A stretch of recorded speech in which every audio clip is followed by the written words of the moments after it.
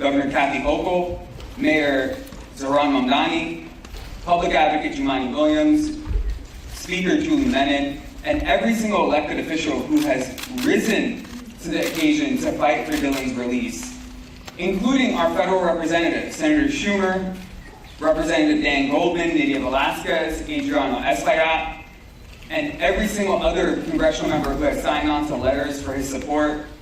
Today would not be possible without this amazing host. So I want to give a huge shout out to Reverend Jackie Lewis.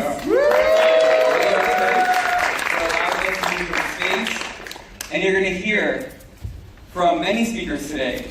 But first up, I want to welcome up to the mic, and please, just for, decorum, do not rush, do not move. Everyone should be stationed where they're at this point. Don't fight camera people. So without further ado, join me in welcoming up to the mic, Dylan Lopez Contreras.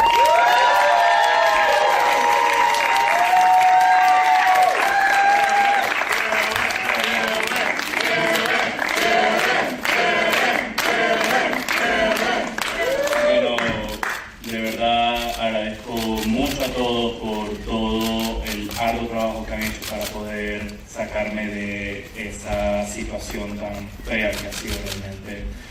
Estoy súper agradecido con todas las personas, desde quienes mandaban cartas, quienes hacían este tipo de pancartas tan bonitas, todo el que ha apoyado, no nada más a mí, también a muchos de mis compañeros allá adentro, ya que es súper,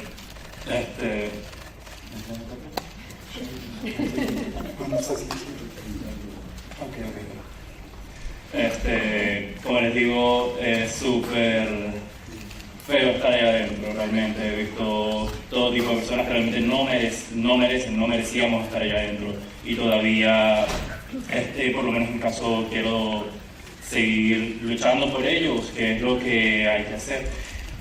Realmente he estado aquí más que todo para agradecer a todos ustedes.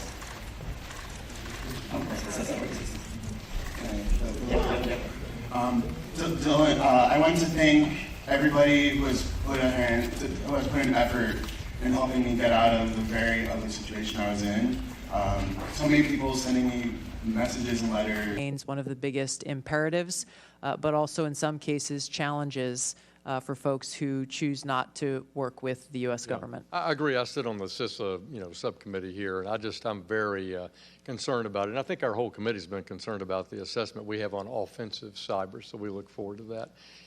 Finally, Director Radcliffe, thanks for you being here, and it's wonderful to see you. Thanks for our decade of friendship. I want to say that I've traveled significantly with the chairman to Latin America, and I want to say your stations throughout the Western Hemisphere are doing an outstanding job. Would you say that we're back on track countering great power rivals in the Western Hemisphere? I would. Thank you for the compliments for the workforce that I'm privileged to lead. And I do think the President's policies in making the Western Hemisphere a priority are really clear. Obviously, the success of Operation Absolute Resolve. It's funny, Congressman, no one's talking about Venezuela because things are going so well in Venezuela. But it really shows the commitment that the President has to taking care of business for American interests in our own hemisphere. And it's not limited to Venezuela, it's throughout Central and South America. And I think that you'll continue to see continued progress with respect to that. Thank you, and I thank all of you for your service to your country, and I yield back. Thank you, Mr. Hill. Before we dismiss, I'm going to ask all members of the audience, all members and staff to remain seated until the witnesses have cleared, giving them an opportunity to proceed to our closed setting, which we will reconvene at 11:30 to resume in HVC 304. With that said, please remain seated until the witnesses have cleared, and this proceeding is adjourned.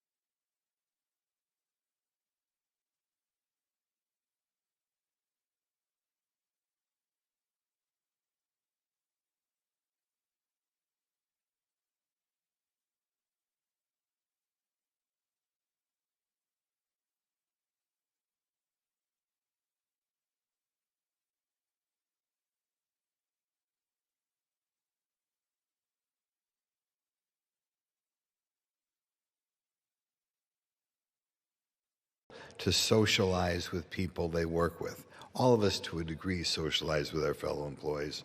But again, people who have Down syndrome, spina bifida, I think their parents frequently worry what type of friends they're going to have when they're gone. These facilities provide those lifelong friendships that are so important. The next thing I'd like to address is soon we are going to be taking up a budget and begin to taking up appropriation bills for the year beginning September 1st. We also may be taking up some sort of bill dealing with the hostilities in Iran. Given that, I want to remind people we recently hit $39 trillion in debt in this country. We are borrowing about 25 or 26% of our budget. I think all of you back home ought to stop and think. Can you imagine what it's like borrowing 26% of your budget? I mean, it's just utterly reckless for anybody to do that in their life or in their business, but that's what we're doing right now. Right now, about 14% of your tax dollar that's sent to Washington goes to interest already. And obviously, that's the beginning of the downward spiral towards bankruptcy when 14% of your budget is on interest.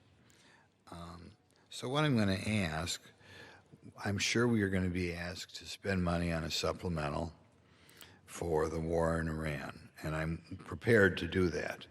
But I do ask leadership to step up to the plate and pass a reconciliation bill or appropriation bills that are a little more responsible than the irresponsible ones in the past.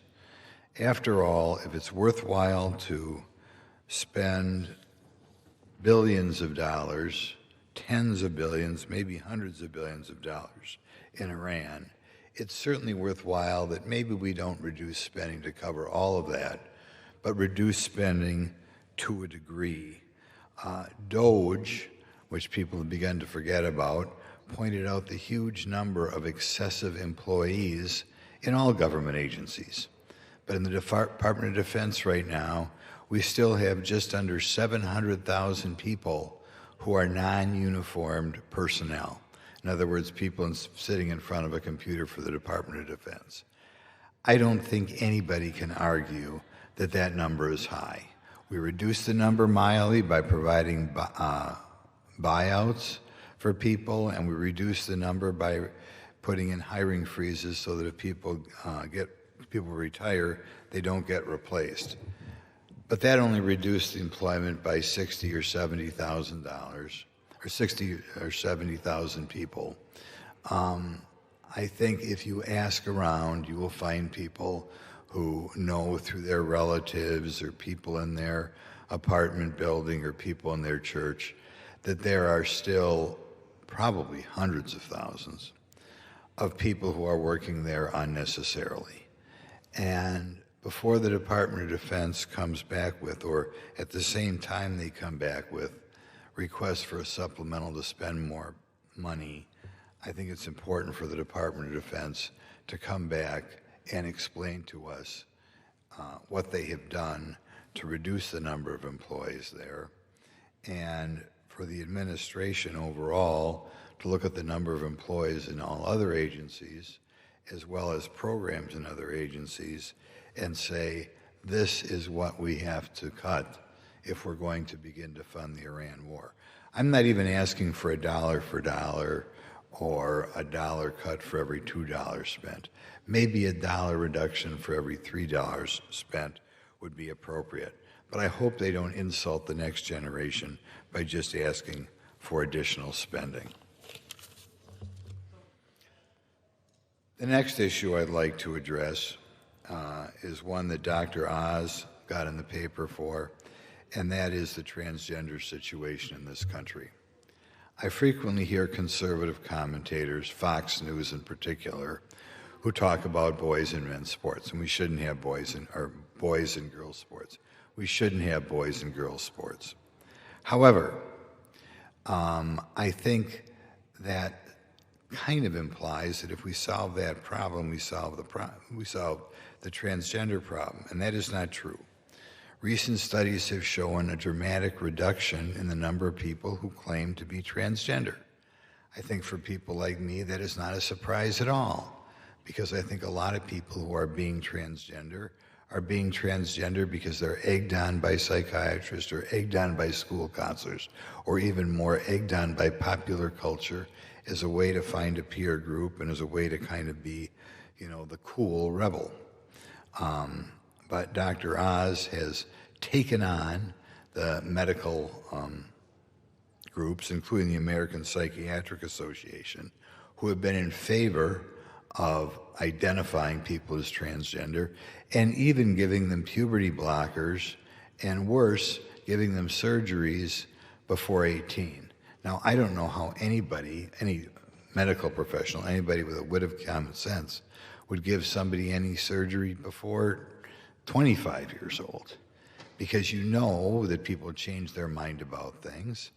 And obviously, if you have one of these dramatic surgeries and realize later you made a mistake, it's going to result in huge psychiatric problems. So I strongly encourage Dr. Oz to get more involved in this. I strongly encourage this body to lower their opinion of members of the American Psychiatric Association, because these people who have spent a long period of time in school apparently have a complete and utter lack of common sense, and one wonders why we are listening to them, or why we are required to give them money for their ridiculous efforts on behalf of early surgeries on transgenders. In any event, I hope that all conservative commentators, when they talk about the transgender thing, in addition to talking about the relatively tiny number of men who participate in women's sports, go after the psychiatrists and psychologists who are giving puberty blockers and even more, giving outright surgeries on our young people that I would bet in very, very many cases, they will regret, and they will regret listening to the professionals who went to school at length for such a preposterous endeavor. The next thing I'd like to point out is I'd like to thank Congressman Owens for introducing a bill that we recently dealt with in the Education Committee. Over time, certainly in Minnesota, but across the country, we are finding shocking amounts of money being wasted on income transfer programs. And we found another one here. We are right now giving aid to students that may not even exist. And maybe some of that money winds up with colleges and universities towards tuition, but a lot of the money winds up with what we'll call ghost students, students that don't exist except for on paper, and somebody winds up stealing money that the government is printing. First of all, one more time, it gives a lesson as to why things ought to be handled on a state and local level, because I think state and local governments are going to be much quicker to pick up on the fact that they are being taken advantage of than the unwieldy federal government. But secondly, it is continuing a trend we have in this country of encouraging the crooks in society to take advantage of the federal government and get wildly rich. We are, in this bill, going to make it a much more difficult thing and require the government to look into this matter and into the students who are getting these aid payments, so things in one more program don't wind up completely out of control.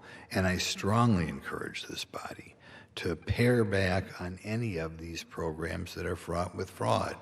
I think a conclusion that ought to be dealt with once you get done looking at fraud for food stamps, or fraud for Medicaid, or fraud for earned income tax credit, is that if you let the federal government do anything, there'll be tons of fraud in it, and the less of these programs, the better.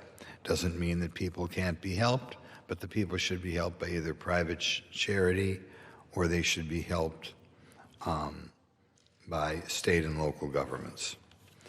My final thing I'm going to point out, and I recently had a meeting on this with the Vice President, but what I think is the biggest problem in the government right today, which is further related to all these income transfer payments, is the fact that right now in this government, and really for the last 60 years, we have been penalizing couples who have children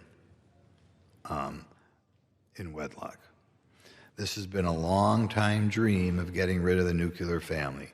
It was Karl Marx's dream. It was Kate Millett, the mother of the Women's Studies Department, dream. Families without men. And all sorts of families can succeed. I certainly know many single parents who've done a fantastic job of raising their children. Nevertheless, as they work towards their goal of keeping men out of the family, it statistically overall does hurt the children to a degree. It's not something that we should be encouraging. I sit here and listen to hearings about educational achievement. I listen to hearings about crime problems, hearings about depression, hearings about drug use. And to a degree, I think the answer is never brought up in these hearings. The answer is stronger families. But if this government is going to pay give a $25,000 a year bonus or penalize somebody $25,000 a year for getting married before they have children, it is obviously, first of all, unfair on its face. We're grotesquely favoring one lifestyle over another lifestyle. And secondly, we are reducing the number of children who do have a mother and father at home. I strongly encourage Vice President Vance and President Trump to step forward and appoint some sort of committee or commission to recommend what we should do instead of dramatically penalizing couples who decide to get married. And I will point out, you're hurting the children, which is true. I think you're hurting the mothers, which is true. But according to expert sociologists like George Gilder, you're hurting the prospective husbands or fathers, because the way society is built up, the primary purpose of most men in the country is supposed to be to take care of their wives and children. And when you have the government, as an Indian immigrant friend of mine said, when you have the government marrying the woman, it kind of leaves the man out of the picture, and he loses what is supposed to be his natural purpose in life. So I strongly encourage Speaker Johnson, Majority Leader Thune, and President Trump to establish some sort of committee in which we can look at all of these programs, and there are about 70 programs out there in which we penalize people for getting married. Pell Grants, it's much easier to get a college scholarship if you are a single parent than a married parent. Food stamps, low-income housing, earned income tax credit, daycare subsidies. Like I said, about 70 programs, and it looks to a certain extent the way they were put together, their design was to cause the breakdown of the American family. So I hope that is something that can be done over the next couple of months. I thought it would be done today, but I think the war in Iran is taking everybody's focus.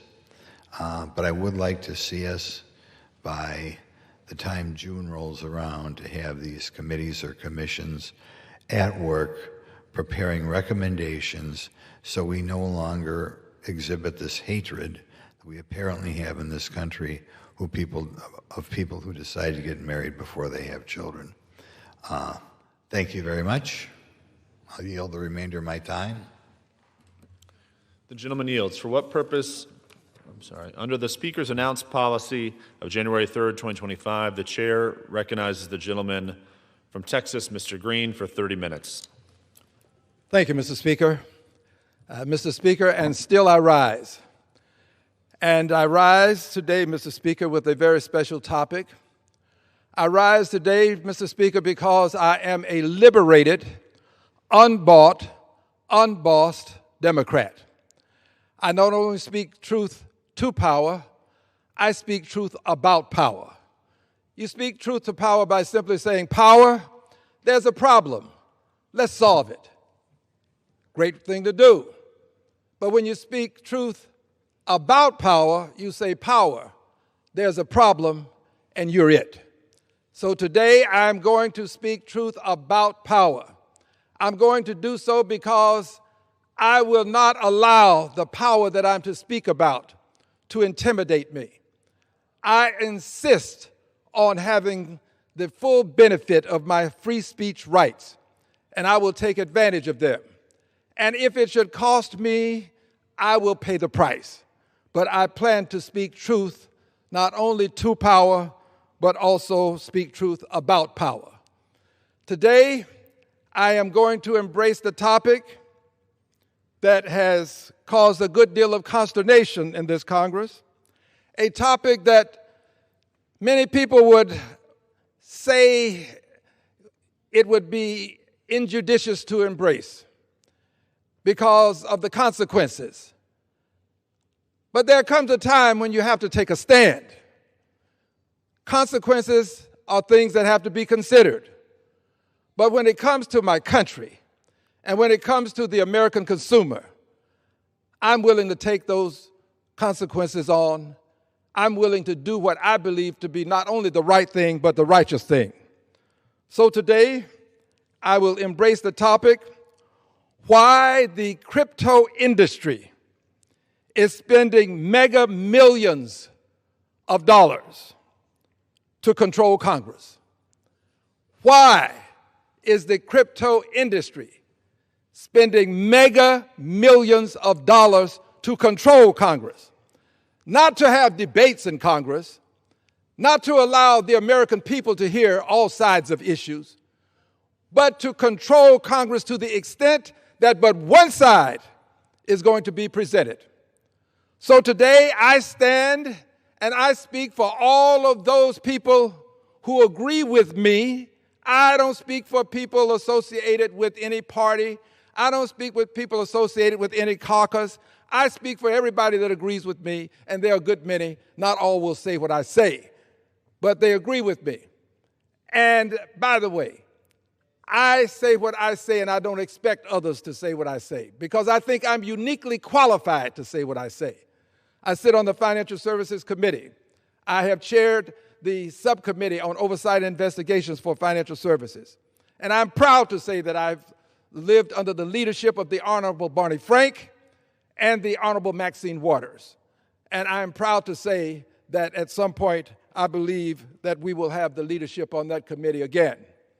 And this is why the crypto industry is so concerned about members who might take the position that I take.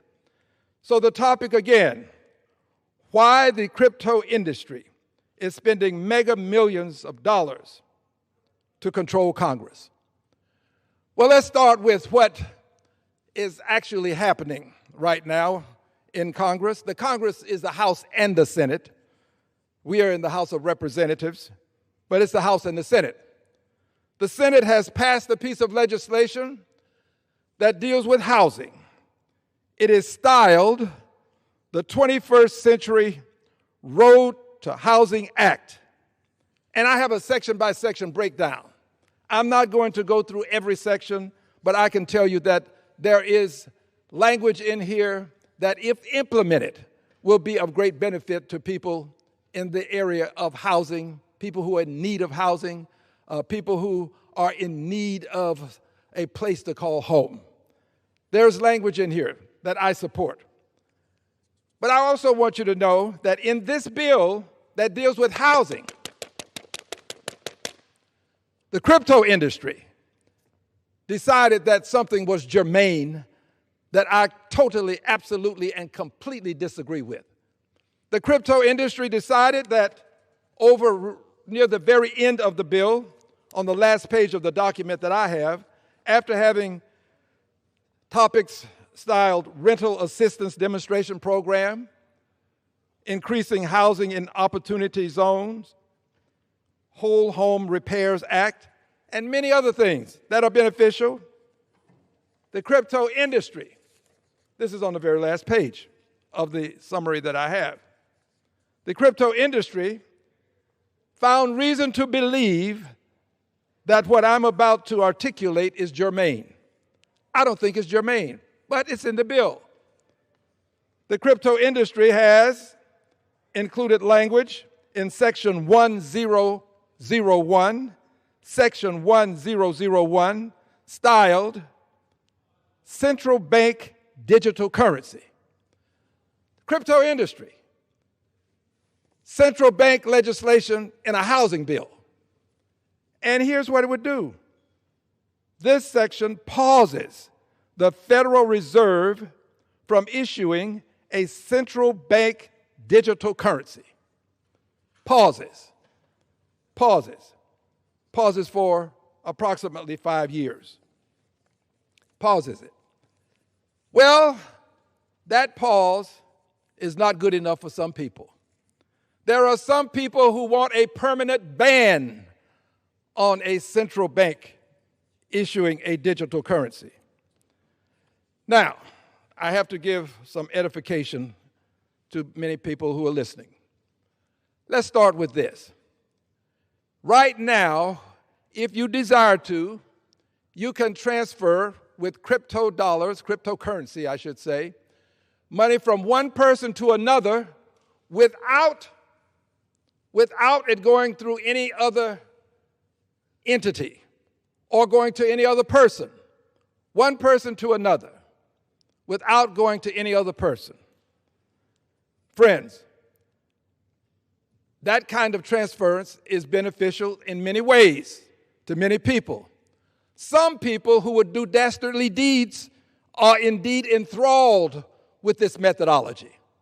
They're enthralled with it because when they can transfer from one person to another, if they want to transfer funds to someone engaging in some sort of illicit activity, they can make that transfer and remain anonymous.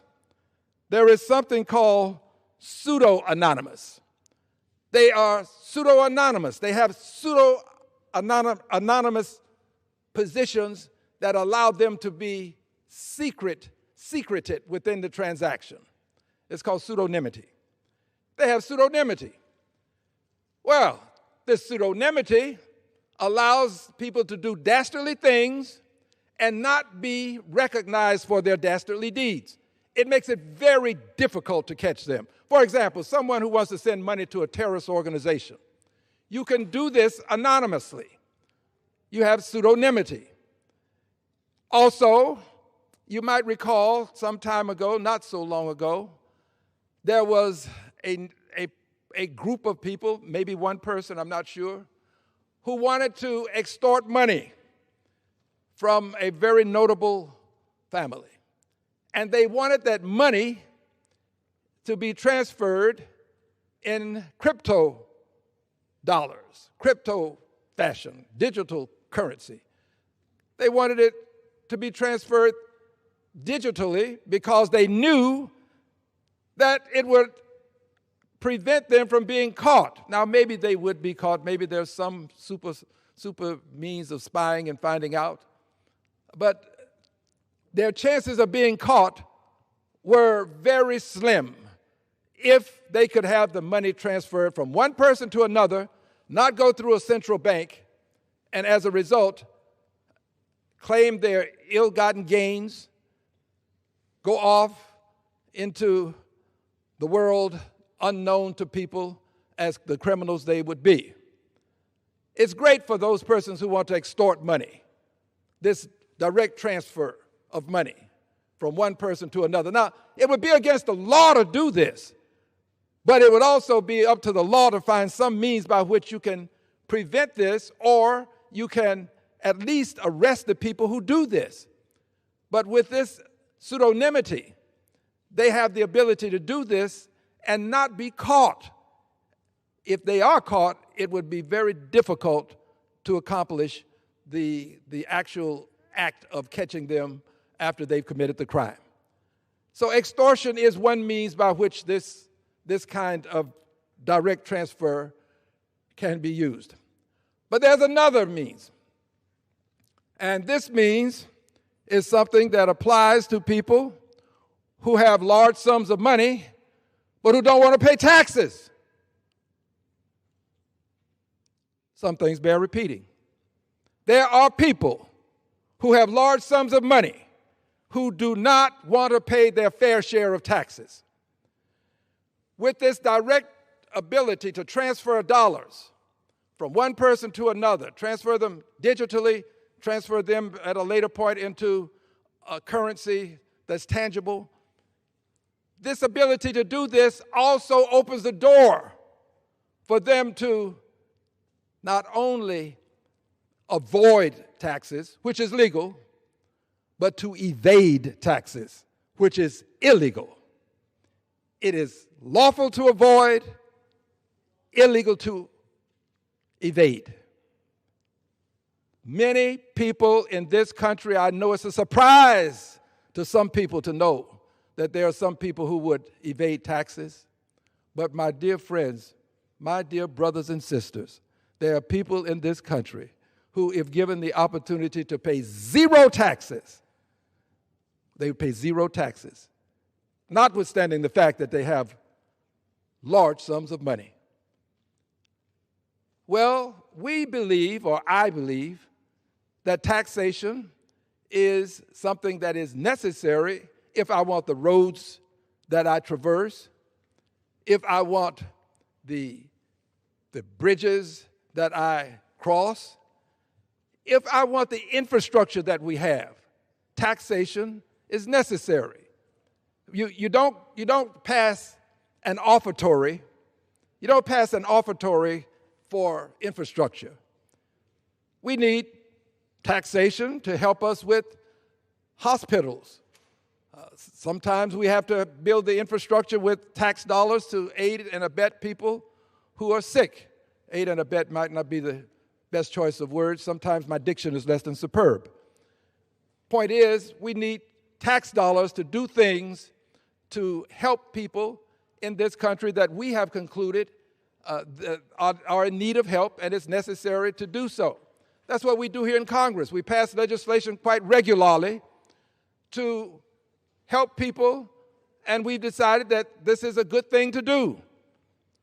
But you can't get the tax dollars from people who are evading because you don't know that they are actually in the business of evading until you can prove it, and you can't prove it if you can't catch them, and you can't catch them if they're making these direct transfers from one person to another or one entity to another.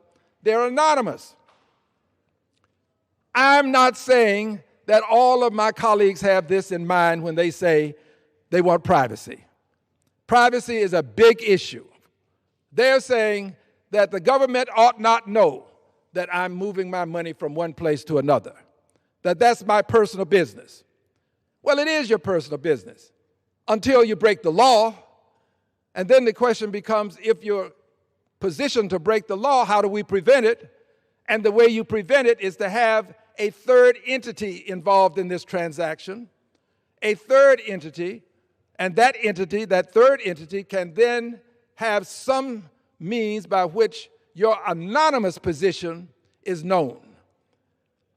If you go to the bank now and you want to withdraw funds, you can do so. It's your money. You can do so. But you can't withdraw it to send it to a terrorist organization. I think that's a pretty good thing. I don't want terrorists to be able to get money easily. In fact, I don't want them to get it at all. But if we make it easier for them to get it, this system will be utilized. Give you an example. I have it on good authority that the drug traffickers, there's a big issue in this country about drug trafficking. The drug traffickers, the people who are dealing with cross-border selling of guns, they use crypto methodologies.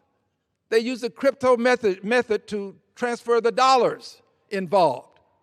Well, we don't want them to be anonymous. We want to catch them. These are the people who are indirectly killing American citizens. So we want to capture them. We want to stop this. So they can transfer the guns, and once the guns are received, the money is transferred, and it's done from one person to another, and the government cannot seem to be able to find a way into that transaction such that the people who are committing the crime can be properly prosecuted. Pseudonymity, unknown persons, transferring large sums of money for unknown reasons. A third entity in this process that allows the money to get into it, digital dollars, we might call it a digital dollar, digital currency, gets into this third entity, and the identity is exposed. We know that you're transferring this huge... My term, it's such an outrageous thing because I said it would happen. I didn't know it was going to happen that fast, but it just hit 50,000, and we did that in 1 year, not 4. S&P had just hit 7,000. They said that was even more impossible than the Dow hitting 50, and we did that in 1 year. So it was all done. Everything was going great. The economy was great. Oil prices were very low. Gasoline was dropping to, I mean, we had $1.99, $1.85. We had great everything. And I saw what was happening in Iran, and I said, I hate to make this excursion, but we're going to have to do it. And I actually thought the numbers would be worse. I thought that it would go up more than it did. But we're doing this excursion, and when it's completed, we're going to have a much safer world. And the Prime Minister agrees with me on this. She considers it to be terrible what Iran did. I think every country does, just about every country does. Iran is a serious threat to the world, to the Middle East and to the world. And everybody agrees with me. I think virtually every country agrees with me on that. So I wanted to put out that fire. And I said, if I do that, oil prices will go up, the economy will go down a little bit. I thought it would be worse, much worse, actually. I thought there was a chance it could be much worse. It's not bad, and it's going to be over with pretty soon. We've obliterated their Navy. We've obliterated their just about everything there is to obliterate, including leadership. Their Navy's gone, their Air Force is gone, their anti-aircraft equipment is gone. We're flying wherever we want, Pete. We have nobody even shooting at us. They have, and as you know, their leadership is gone. Their leaders are gone. They pick new leaders, they're gone. They pick new leaders, they're gone. And now they're looking for new leaders again. We can take out the island if anytime we want. I call it the little oil island that sits there, so totally unprotected. We've taken out everything but the pipes. We left the pipes because to rebuild the pipes would take years for them to do. But I would say we are substantially ahead of schedule. And I had to do this. I call it an excursion. I had to take this little excursion and do something that no other president had the courage to do. And everybody wanted to do it, but they never had the courage to do it. And I don't blame them. I'm not blaming them. It was left to me, and we've done a great job. Our military is incredible. We have an incredible military. We have the strongest military in the world by far. We have the greatest equipment in the world by far. In fact, Japan buys our equipment, buys a lot of it, and we're honored by that. And that's one of the things we'll be talking. They want to buy a lot of the military equipment. So it's just an honor to have the Prime Minister. We've had a tremendous relationship. Okay. Mr. President, I think she's going to have to go first before you. Is that okay? Do you understand? It's very good. I tell you. It's so nice that we don't have to sit. No, it's very good. I haven't picked up your language, so the next time you come, I'll have your language mastered. All right, go ahead. The war is almost over. Why is the Pentagon going to ask Congress for an additional $200 billion? Well, we're asking for a lot of reasons beyond even what we're talking about in Iran. This is a very volatile world, and the military equipment, the power of some of this weaponry is unthinkable. You don't even want to know about it. Oh, you could end this thing in 2 seconds if you wanted to, but we are being very judicious.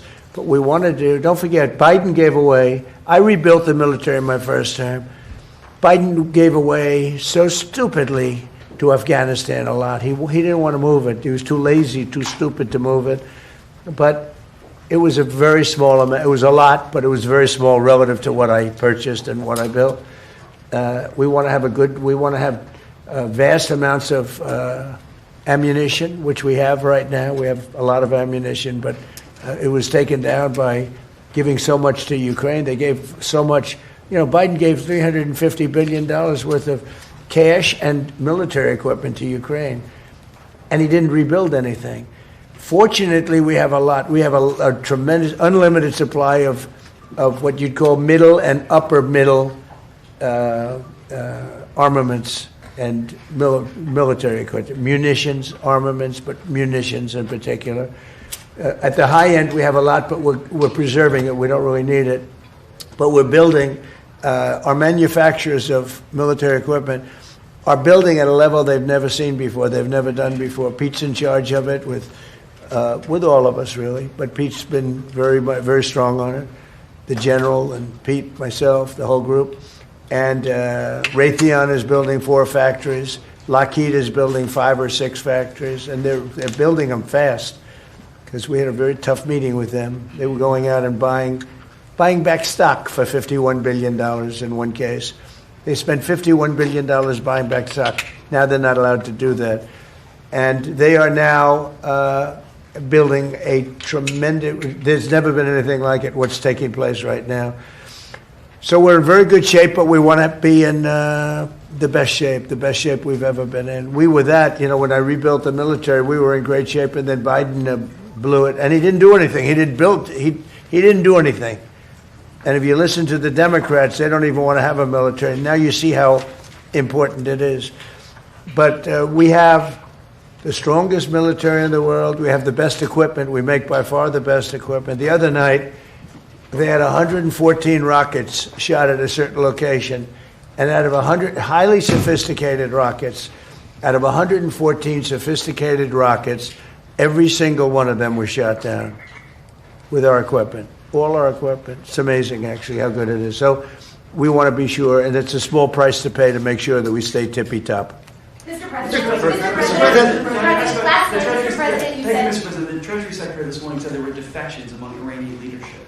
Are you aware of that, and is there anybody the U.S. can work with as a leader going forward? Well, we have a man named the Treasury Secretary here, so maybe he wants to discuss it. Does anybody know? Do you know who he is? Central Casting.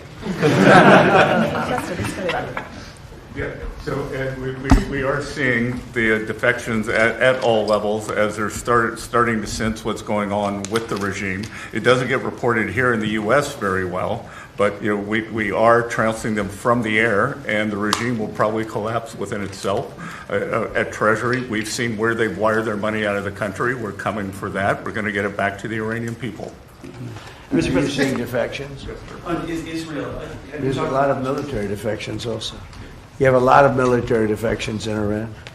I don't blame them. Thank you, Mr. President. Have you talked to Prime Minister Netanyahu about attacking the oil and gas fields? Yeah, I did. I told him don't do that, and he won't do that. We didn't discuss. We do. We're independent. We get along great. It's coordinated, but on occasion he'll do something, and if I don't like it, and so we're not doing that anymore. And the last one, if I could, the Fed chairman told me yesterday that he plans to stay until a new Fed chairman is confirmed, and he also plans to stay on the board until the investigation into the Federal Reserve is done. Well, he's under investigation because he's building a building for hundreds of billions of dollars more than it's supposed to cost. The building you see over there is under budget and ahead of schedule. That's the ballroom. The ballroom is a much bigger building. It's a much more complex building than what he's doing, and it's at a fraction of the cost. Something is going on, whether it's contractors. That's what I do best in the world. I build great buildings. I've always done it, and I build them under budget and ahead of schedule. They could have $4 billion. This is a renovation job for $4 billion. And if you look at the building, it's not even, I don't know if Kevin Warsh is ever going to be able to move into it. It's been under construction for years. It's the most expensive building ever built. Now, I know it's gross incompetent because I happen to think he's grossly incompetent. Today, certainly you should be lowering interest rates, all right? Certainly, who would not lower them?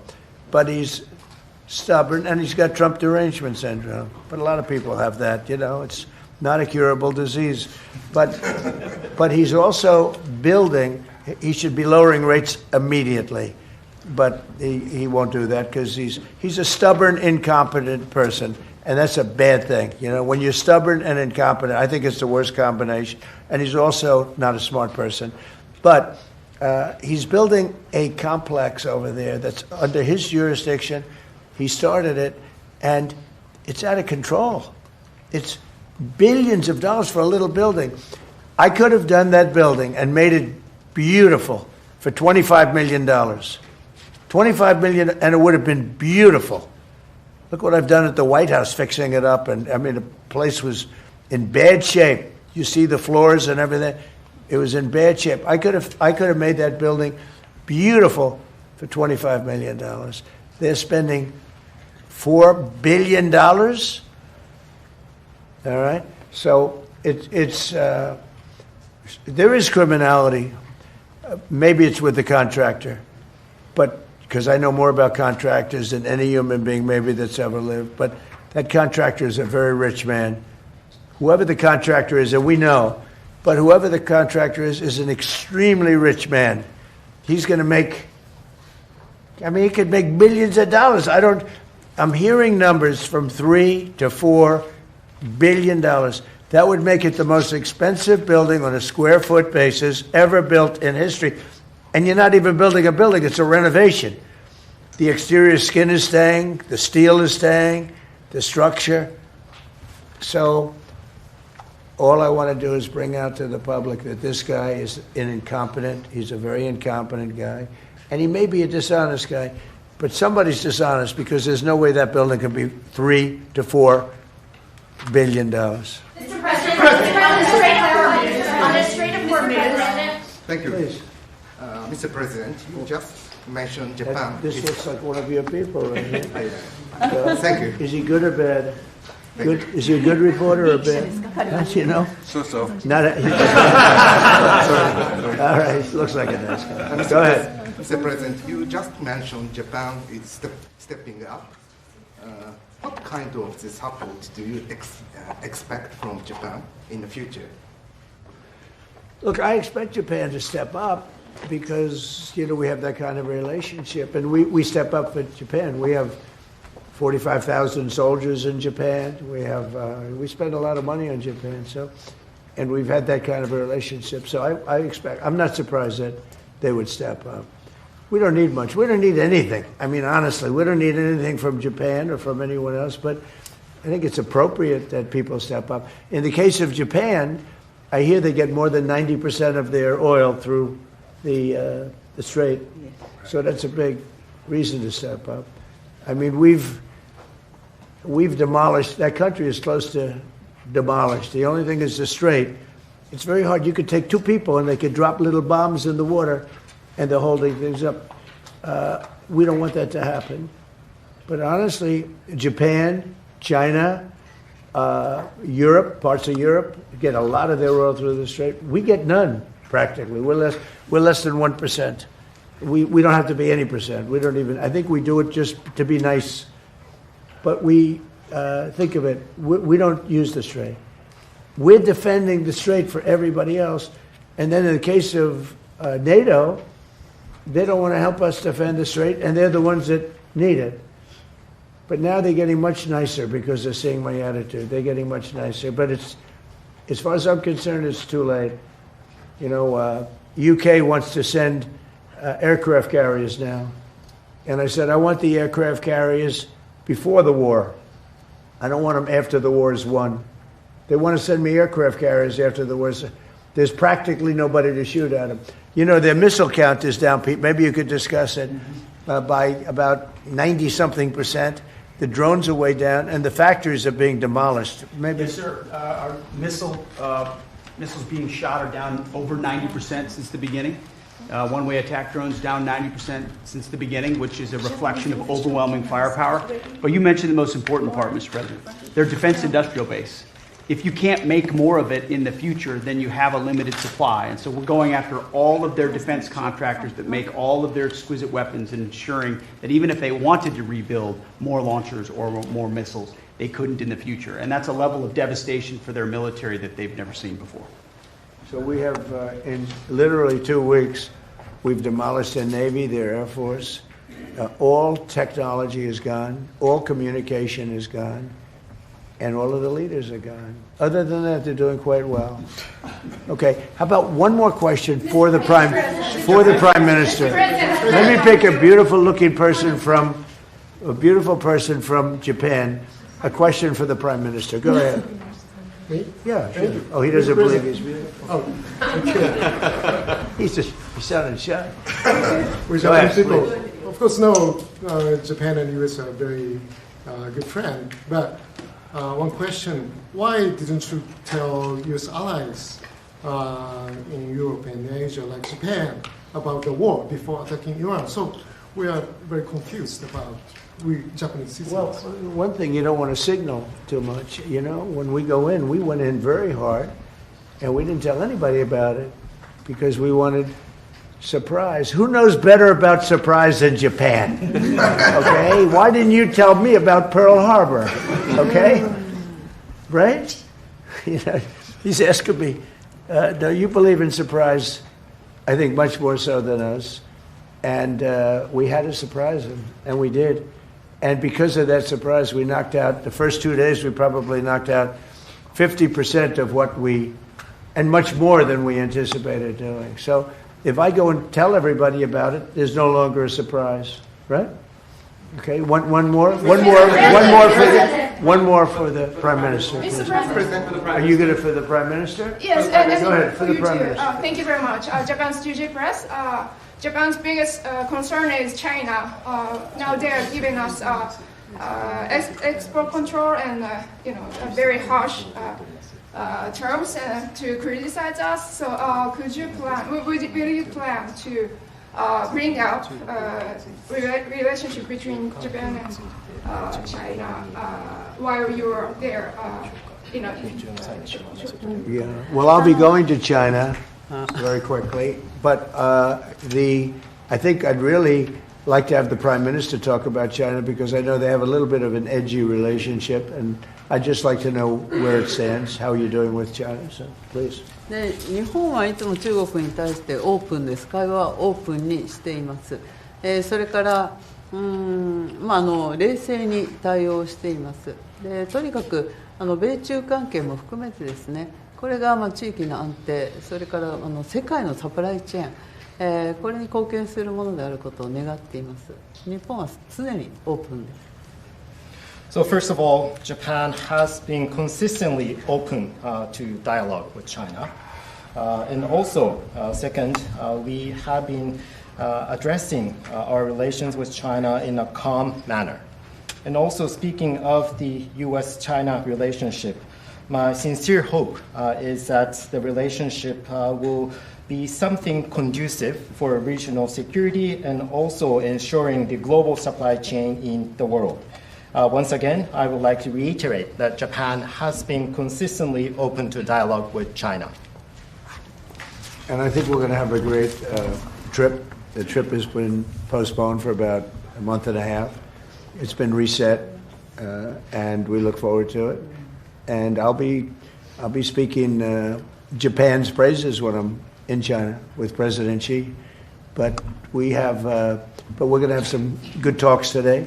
And I think mostly about trade, because they want to do a lot of trade. They're a tremendous purchaser of our energy, our oil, gas from, in particular, Alaska. Because Alaska, believe it or not, is very close. It's much closer than any other source. It seems a little cold compared to, but it's just a short trip. So that's something that we will talk after the press corps leaves. We'll be discussing trade, and a lot of the talk will be about energy. Thank you very much, everybody. Thank you,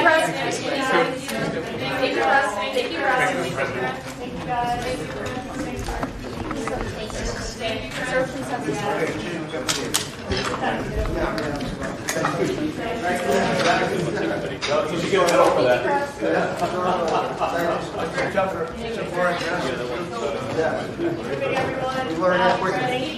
Thank you, sir.